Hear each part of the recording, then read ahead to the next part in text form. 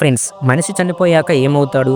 ఈ ప్రశ్న మనందరిని ఎప్పుడో ఒకప్పుడు తొలిచే ఉంటుంది కదా! శరీరం మట్టిలో కలిసిపోయాక మనలోని నేను అనే ఆత్మ ఎక్కడికి వెళ్తుంది? మనం ప్రేమించిన వారిని విడిచిపెట్టిన ఆ క్షణం నుండి యమలోకం చేరే వరకు సాగే ఆ ప్రయాణం ఎలా ఉంటుందో గరుడ పురాణం ఏం చెప్తుందో తెలుసా?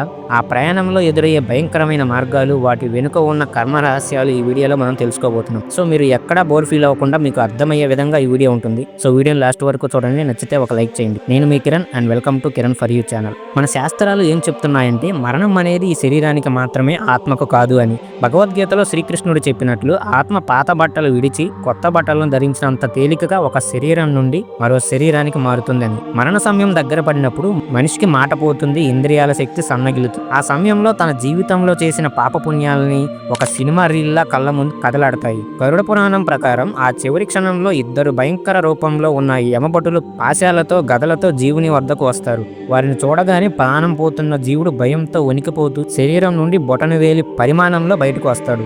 అయితే పుణ్యాత్ముల విషయంలో ఈ ప్రక్రియ కాస్త ప్రశాంతంగా ఉంటుంది. వారి కోసం దేవతలు వచ్చి వారిని గౌరవంగా ఉన్నత లోకాలకు తీసుకెళ్తారు. కానీ పాపాలు చేసిన జీవుని మెడకు యమభటులు పాశాన్ని బిగించి అతి క్రూరంగా ఈడ్చుకుంటూ యమలోకానికి తీసుకెళ్తారు. ఆత్మ తన నిర్జీవ శరీరాన్ని చూసి తన బంధువులు రోధించడం విని తల్లడిల్లిపోతుంది. కానీ యమభటుల పాశబంధంలో అది సాధ్యం కాదు. మరణం తర్వాత మొదటి 13 రోజుల పాటు ఆత్మ ప్రేత స్థితిలో ఉంటుందని నమ్ముతారు. యమభటులు ఆత్మను యమలోకానికి తీసుకువెళ్లినా తన వారి మీద ఉన్న మమకారంతో ఆత్మ తిరిగి తన ఇంటి చుట్టూ, తన వాళ్ళ చుట్టూ తిరుగుతూనే ఉంటుంది. వారిని చూడగలదు, వారు మాట్లాడేది వినగలదు, కానీ వారితో తన బాధను పంచుకోలేదు, వారిని తాకలేదు. అది ఆత్మకు అత్యంత వేదన కలిగించే సమయం. ఆ సమయంలో ఆత్మ ఆకలి, దాహంతో తీవ్రంగా అల్లాడిపోతుంది. ఇక్కడే మనం చేసే కర్మకాండల ప్రాముఖ్యత మనకు తెలుస్తుంది. బంధువులు పెట్టే పిండ ప్రదానం ఆ ఆత్మ యొక్క ఆకలి దప్పులను తీరుస్తాయని నమ్మకం.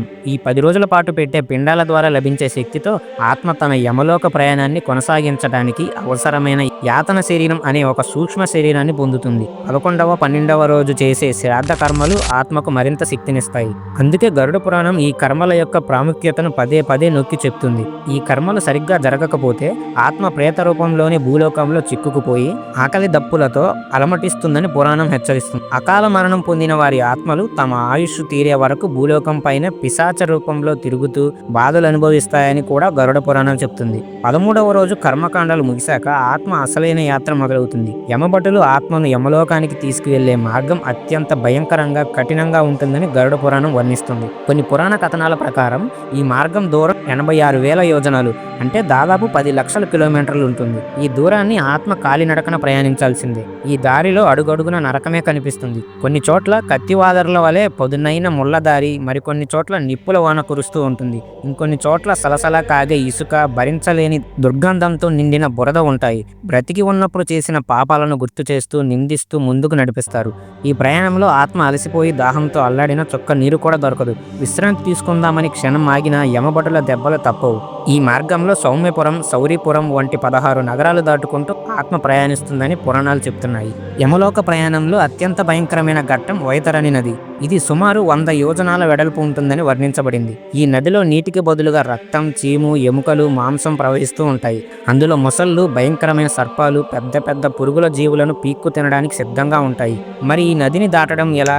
ఇక్కడే గోదానం యొక్క ప్రాముఖ్యత వస్తుంది. భూమి మీద గోదానం చేసిన పుణ్యాత్ములను ఆ గోవు తన తోక సహాయంతో సురక్షితంగా నదిని దాటిస్తుందని గరుడ పురాణం చెప్తుంది. అందుకే హిందూ ధర్మంలో గోదానానికి ఇంత ప్రాముఖ్యత ఇచ్చారు. ఎలాంటి దాన ధర్మాలు చేయని పాపాత్ములు మాత్రం యమభటుల చేత ఈ నదిలోకి తోసివేయబడతారు. నదిలోని క్రూర జంతువులు వారిని పీక్కు తింటూ ఉంటే వారు తమ పాపాలను తలుచుకొని ఘోరంగా విలపిస్తారు.